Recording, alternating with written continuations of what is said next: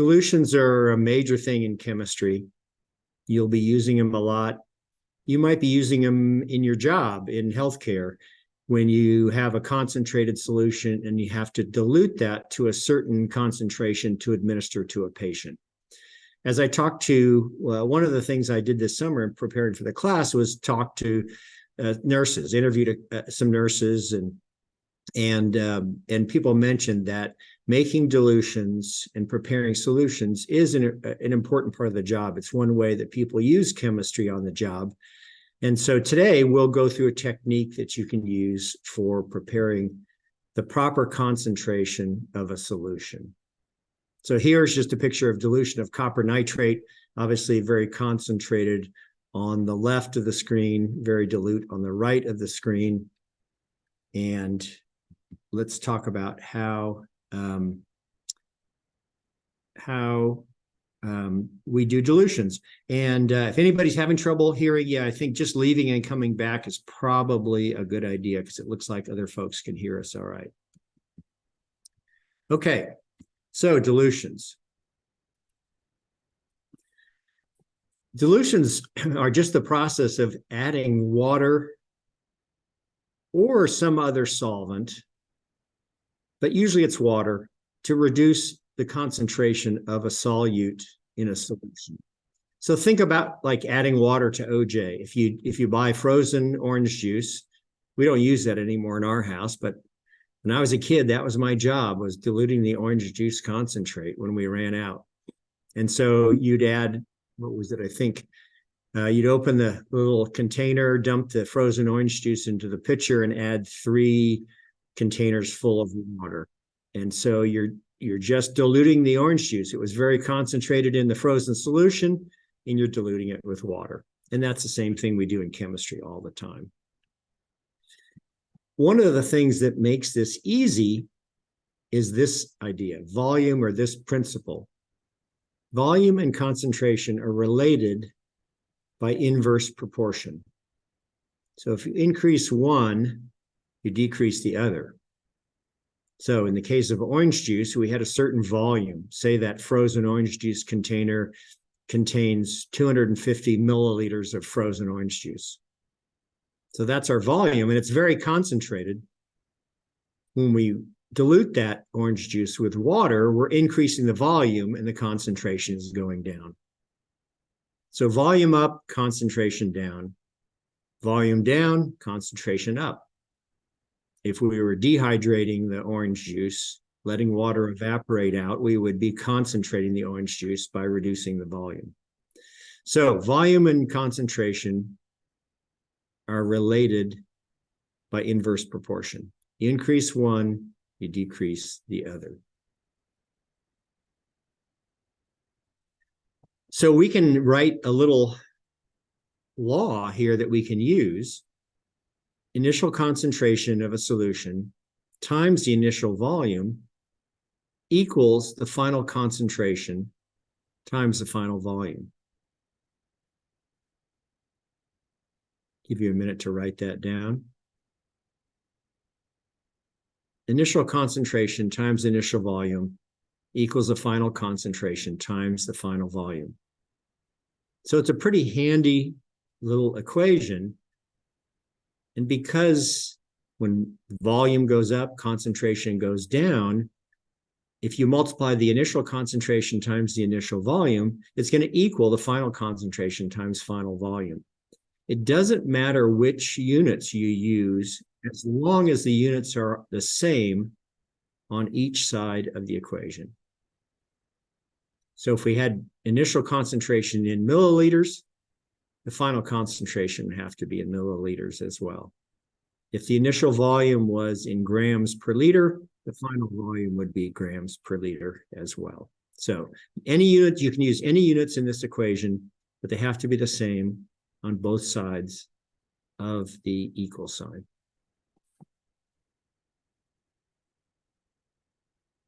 And so there's our equation.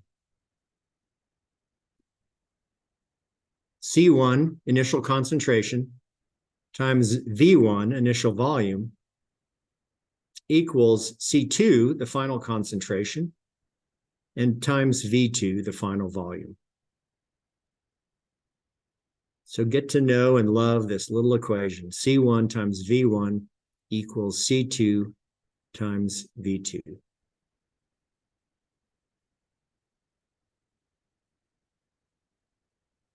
Let's do an example.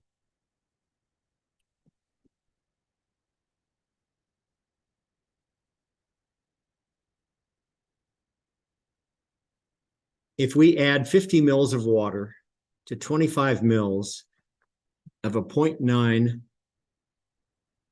weight to volume percent solution, what is the concentration of the diluted solution?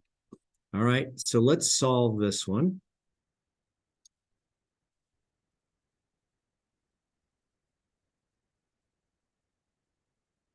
Just getting my pen set up here.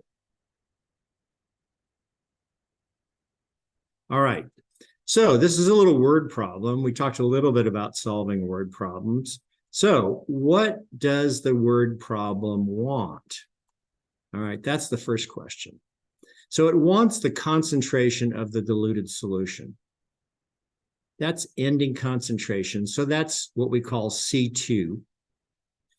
And in this case, we started with a 0.9% weight to volume solution. So we're going to have the answer in a percent weight to volume. All right, we got to have the same units on each side of our equation. And so because the left side of the equation will have percent weight to volume, the right side has to be that as well. Now remember that in weight to volume percentages, the units we use for volume are milliliters, and for mass or weight, we use grams, all right? So the units are always going to be mils and grams. That's something you'll be memorizing for the exam. But in percentage, weight to volume percentage, like we have here, we use mils and grams. A volume to volume percentage, you'd use milliliters and milliliters, because volume to volume is going to be volume in the numerator. And that would be in mils. So let me just note that over here. A volume to volume would be milliliters divided by milliliters, because it's volume to volume. All right, so just a little side note. I'm going to erase that just to keep it from being distracting, but volume to volume percentages are milliliters over milliliters. All right, here we're dealing with a weight to volume.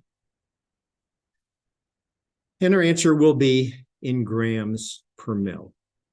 All right, so what do we want? We want concentration 2. What do we know?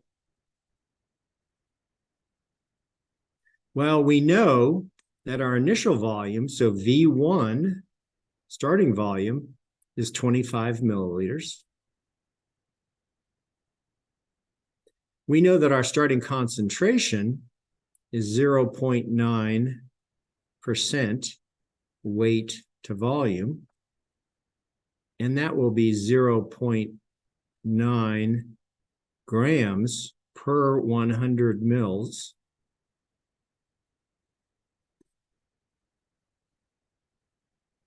And if you're wondering how I knew that, remember that percent is per sen. Sen is 100 in the original Latin. So percent is per 100. So if you have 100 in the denominator,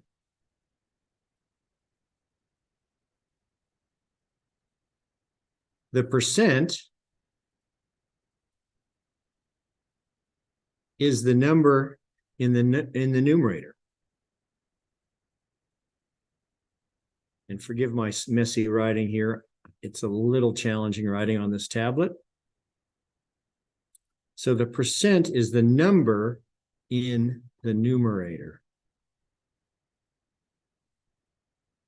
All right, so here, our number in the numerator is 0.9. and that is our percent. So if I'm starting with a 0.9 weight to volume, I know my grams are going to be mils in the denominator. That's the volume. And my mass or weight is going to be grams in the numerator, right? So I've got grams per mil. And if I put 100 in the denominator, then my numerator will be the same number as the percentage. All right. So that's an easy way to figure out the concentration in grams per mil if you start with percentage.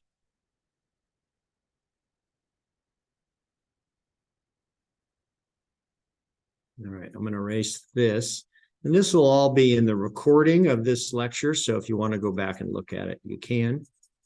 I'm going to erase this for now. And let's do another example just to make sure it's clear. So say I had 2.0% weight to volume.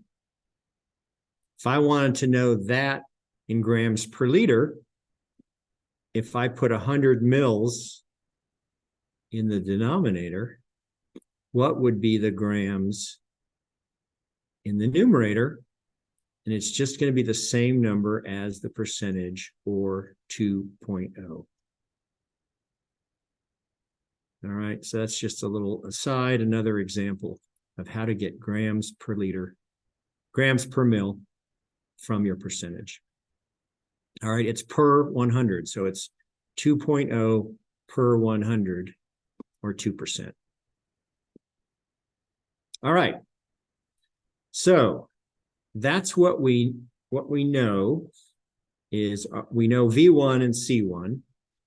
What about V2? Well, our problem gives us that we're going to add 50 mils to 25 mils. So our ending volume is going to be 75 mils. Our ending concentration, that's what we want to know. All right, right? That was what we wanted up here. When we said, what do we want in this equation, in this problem? We want the ending volume. All right.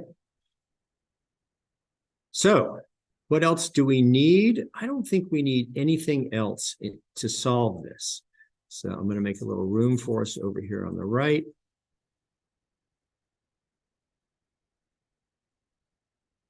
And let's solve this one.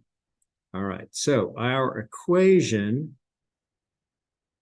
is V1 times C1, initial volume times initial concentration, equals ending volume V2 times ending concentration C2. So we fill in our numbers. So we've got 25 mils, we know is our starting volume. And we know our starting concentration is 0.9 grams per mil. And that equals 75 mils, our ending volume, V2, times C2, and that's our unknown. So we've got to solve for C2.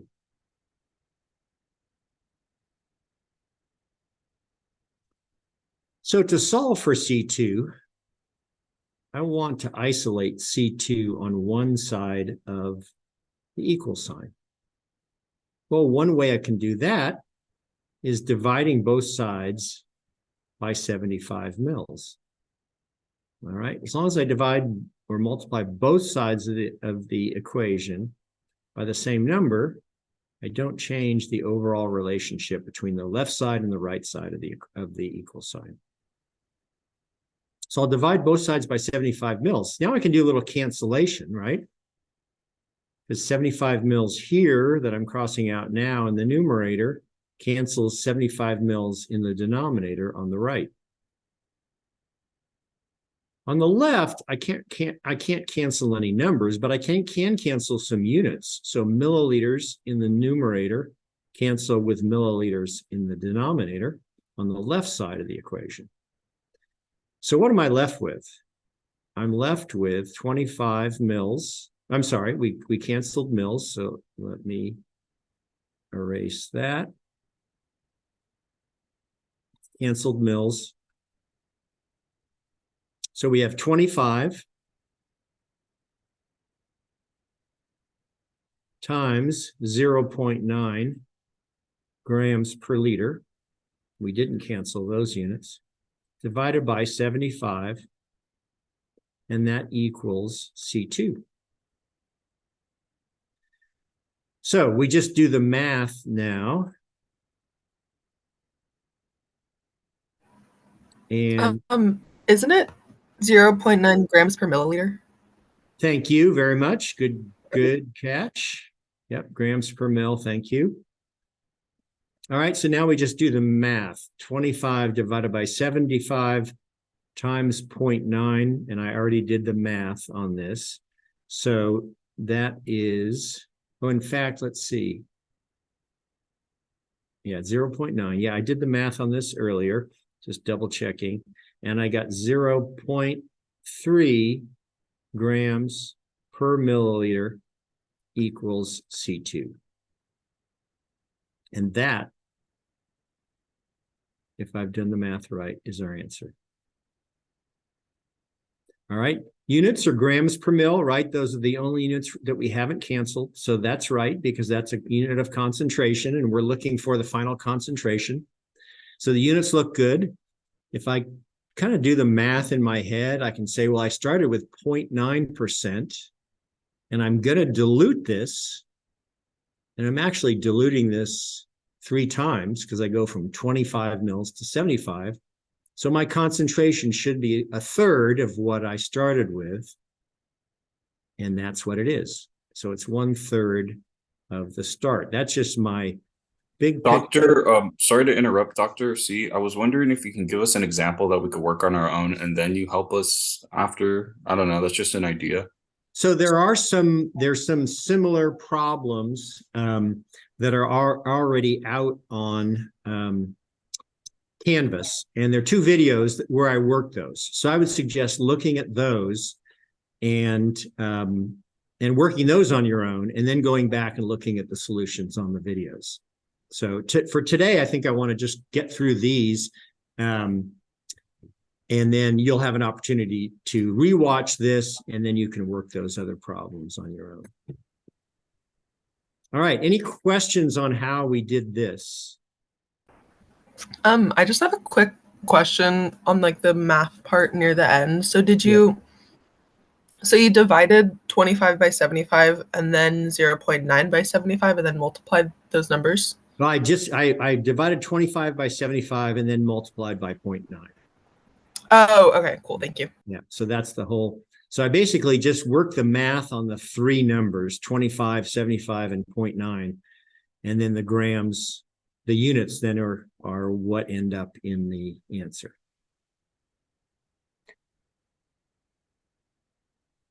All right, good, thank you. Any other questions? Can you hear me okay? Yes. You can, okay. You can, go ahead. So just a quick question. So we're multiplying by just pure 0.9, or would we have to multiply by 0.9 grams divided by 100 milliliters, since 9% is like 0.9 over 100? Oh, very good. Let's see, did I screw that up? See, thank you for keeping me honest here. Yes, you're absolutely right. I screwed that up. Oops, sorry. Let me go back here. All right. Very good catch. All right. So up here, I should have had 100 mils, right? Because it's 0.9, not per mil, but per 100 mils. So Katie, great catch. Thank you. I'm sure there are other people out there looking at me like, what in the heck? So let's see. Now, does that work? Let me make a little space here.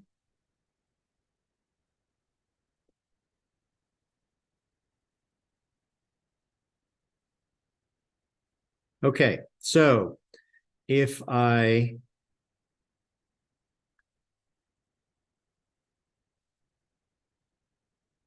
yes, so thank you. So that changes the answer, right? So let me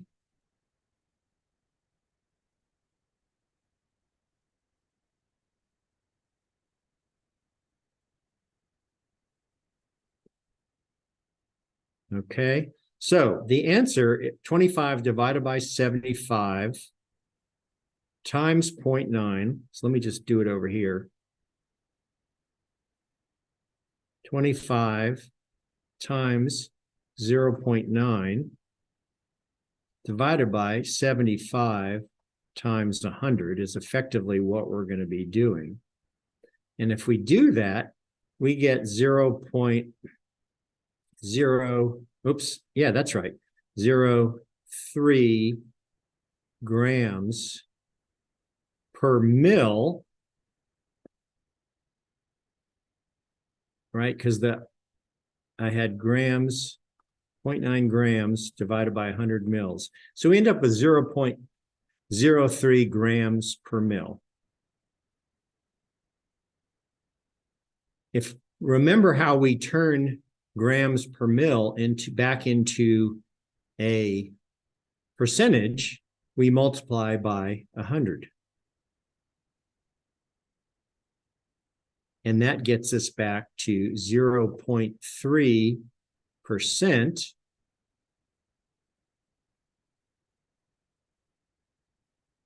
And so we've diluted from 0.9%, and this would be weight to volume, 0.9% weight to volume down to 0.3% weight to volume.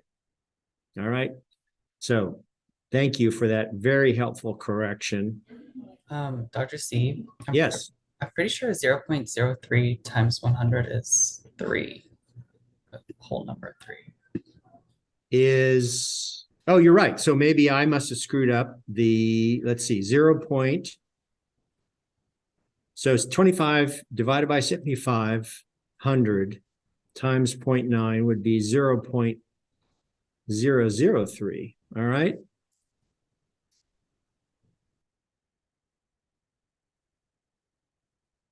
Well, this is going to be an exciting one to rewatch. All right. So we got 0.003, multiplied that by 100, and we got 0.3%.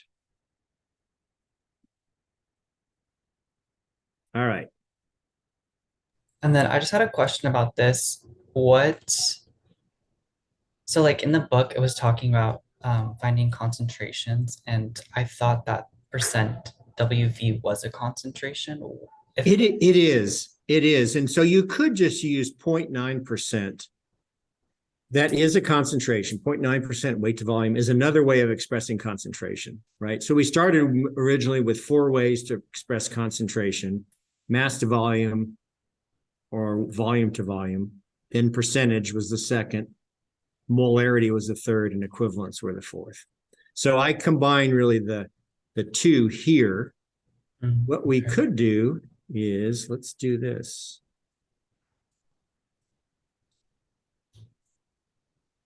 So our final answer is the 0.3%. 0.3% if you convert back to weight to volume. So to weight to volume percentage. Which is what we want to do because that was our original concentration. Right. Okay. And let me, yeah. And so on the exam, I'll attempt to be more specific. So to tell you what is the weight to volume percent concentration. So it'd be very specific what you need. So I made this a little more complicated by converting over to weight to volume. Let's, hang on a sec here. Let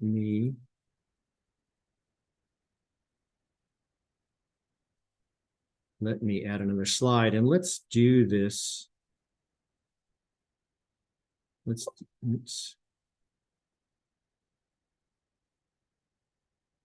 Let's do this again.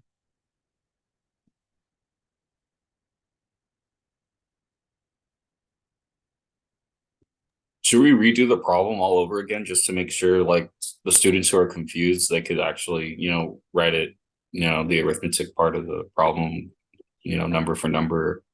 I'm going to do that right now. Perfect. Okay, so let's do it just using percentage only. So we have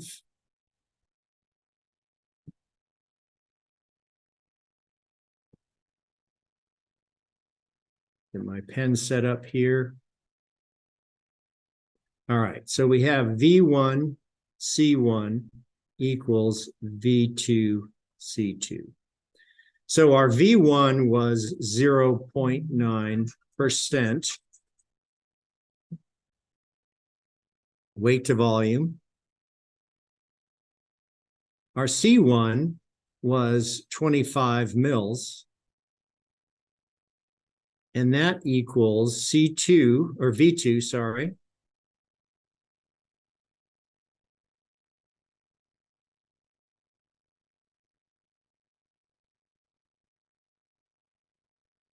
V2 times C2, which is 75 mils.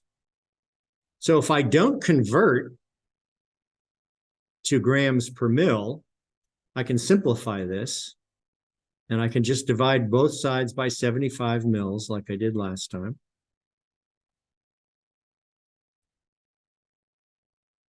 $75 mils will cancel in the numerator on the right and the denominator on the right. Milliliters will cancel in the numerator and denominator on the left. And what I'm left with is 0.9% weight to volume times 25 divided by 75 equals V2, and V2 just equals 0.3%.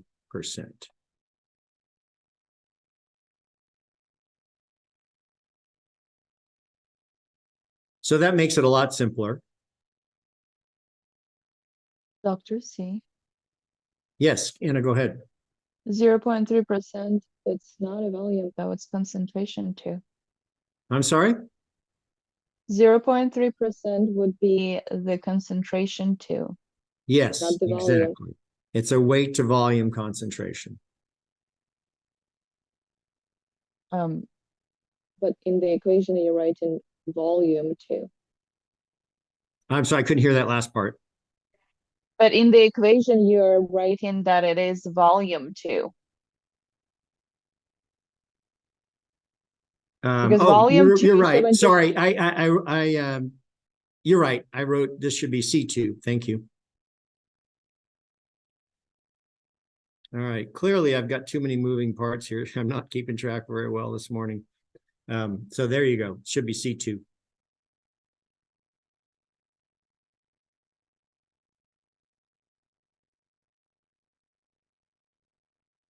All right.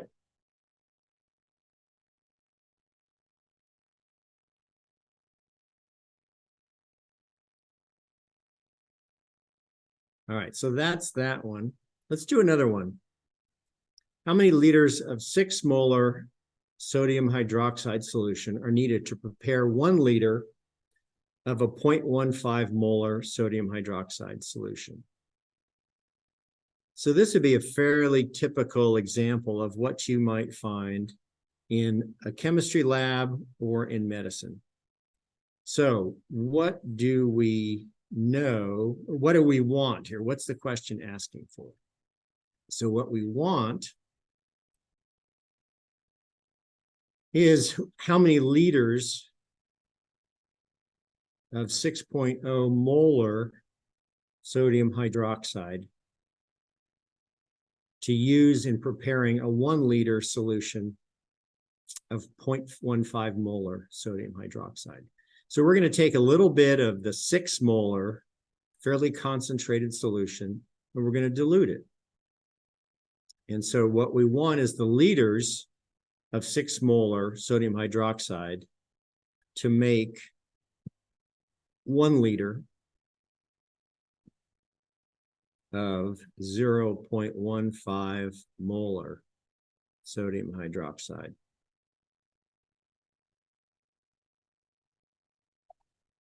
what do we know? Well, we know that our starting concentration, C1, is 6 molar. V1 is what we're going to look for. That's what we want. We want the number of liters of 6 molar sodium hydroxide. We know C2, that's our target. Concentration 2 is 0.15 molar sodium hydroxide. And V2 is 1 liter. That's what we want to end up with. All right, so let's set up our equation.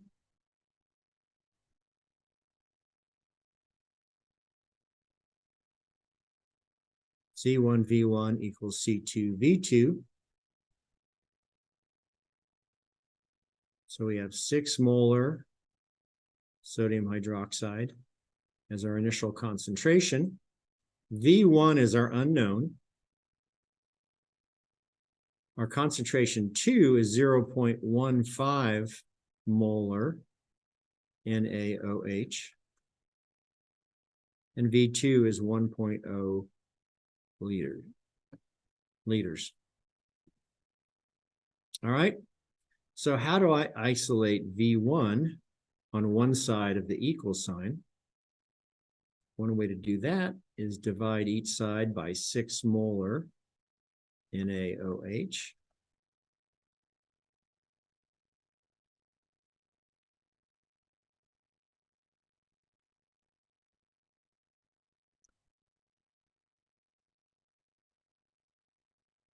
If I do that, now I can do some canceling. So 6 molar in the numerator on the left cancels 6 molar in the denominator on the left. We can cancel some units on the right, molar in the numerator and molar NaOH in the denominator. And so what do we have? We have V1 equals 0.15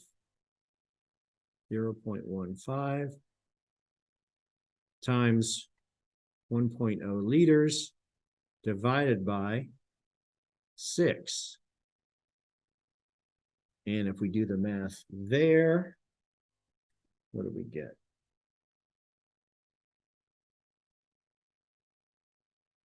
.15 divided by 6 is 0.025 liters. And there's our answer.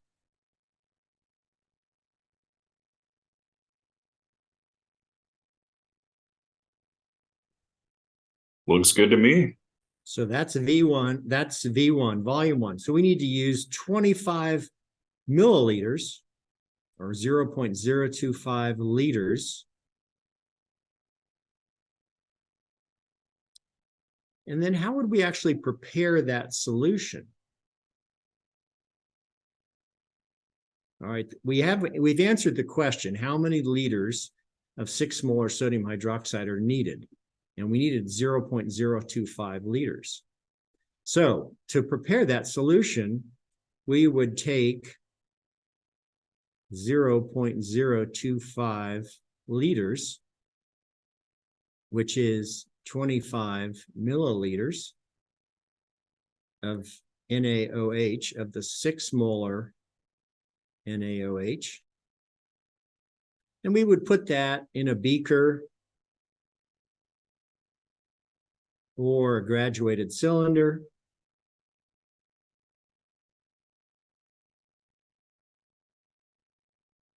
And then we'd add water. So the total volume is 1 liter.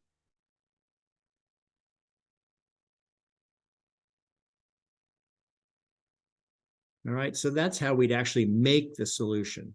The problem didn't ask us to make the solution, but the reason I make that point is that could be a test question. And bringing things to volume by adding water is something we talked about a little bit in class. But you always want to add water at the end to bring the solution up to the required volume. If you start with 1 liter of water and you add a solvent, you'll most likely increase the volume above 1 liter. So if you start with 1 liter of water and then you add whatever you want to dissolve, your total volume will be something above 1 liter. So what we do usually is take a little bit of water, add our solute, whatever we're going to dissolve, to that water, and then add enough water to bring the volume up to the total that we're targeting. So essentially the water dilutes the concentration because you're trying to balance out the whole solution of the of whatever you're trying to make, right? Basically, or Yeah, we're diluting with water up to the target volume. okay. And the target volume is always going to be, well, depending on what you're trying to make, because if it's weight over volume or mass over mass, then you know. Wait, is this mass over mass or weight? Yeah, over volume? I think no. This is in this case we're just talking about a molar concentration. Doesn't have anything to do with mass over mass. So we're talking about molar here. So again, 4 ways of expressing concentration, one of which was molar. And so we want a 0.15 molar solution. And a molar solution is 1 mole of that said whatever, over the solution of what you're. Molar is defined as moles per liter. Okay. The liter solution, which we just found, and that's our answer. Okay. All right. Any other questions there? I kind of have like a dumb question just on like the math calculations near the end. Go for it. So the reason you don't divide the so you're only like dividing the numbers like 0.15 is in molar and is in molar. So is that the reason why you're like dividing them, but you're not dividing like the liter, like the 1.0 liters by 6? Well, the way it works in multiplying and dividing is you could do it 2 ways. You could divide the 0.15 by 6. Let's see.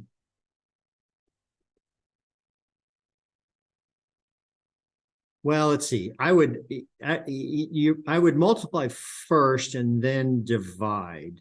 So let's see if we divided. And that would change it. All right. So no, we basically you would multiply the numerator together. If I was a math teacher, I'd be used to doing this all the time and probably could explain it better. But you'd multiply the numerator together. It looks like we got some people on that aren't. If you could mute yourselves too, if you're not asking a question, that would be great. So multiply the numerator together and then divide by the denominator. Okay, thank you. Yeah, I'm sure a math professor would explain that better. All right. All right, let's go on to any other questions there. All right, so these are just dilution questions. And again, I will give you on the exam the this equation, C1 V1 equals C2 V2. All right, so that will be given. You just have to know how to use it.